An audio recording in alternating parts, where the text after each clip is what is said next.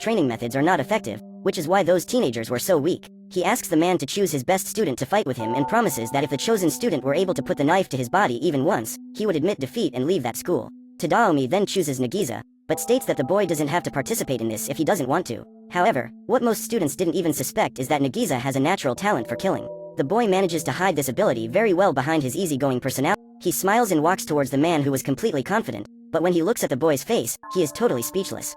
In that instant, Nagisa puts the knife into the coach's neck and knocks him down. The man gets extremely angry and demands a rematch. He couldn't accept losing to a brat like that.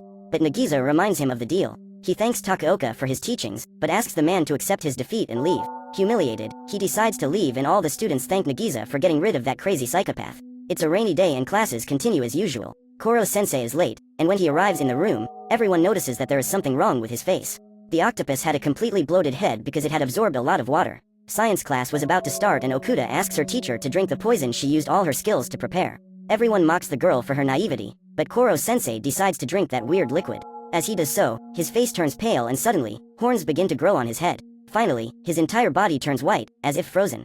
But, he quickly returns to normal and praises Okuda for having made such a powerful poison based on sodium hydroxide, a substance fatal to humans but harmless to him. Finally, he says that he will be happy to teach her how to make an even stronger poison, and upon ingesting it, his body becomes thin as a blade and Koro-sensei uses this new form to run away while his students try to catch him. A few minutes later he returns to normal and asks the students to call Professor Tadaomi and Professor Irina and gather in the schoolyard. Koro-sensei tells the students that a good agent always has a plan B to apply to the mission in case his plan A fails. Suddenly, the teacher takes off like a rocket and soon returns to school, destroying everything around him. He had just held a bomb in midair. The alien then leads the students back to the classroom and informs one of his tentacles. With each lost tentacle, his speed is decreased and the possibility of students being able to successfully eliminate him increases. In this way, Koro-sensei provided an excellent incentive for his students to dedicate themselves even more to their studies.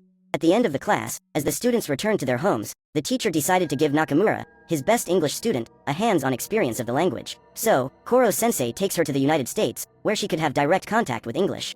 Then it takes Karma, the top math student, to calculate the height of the Great Wall of China.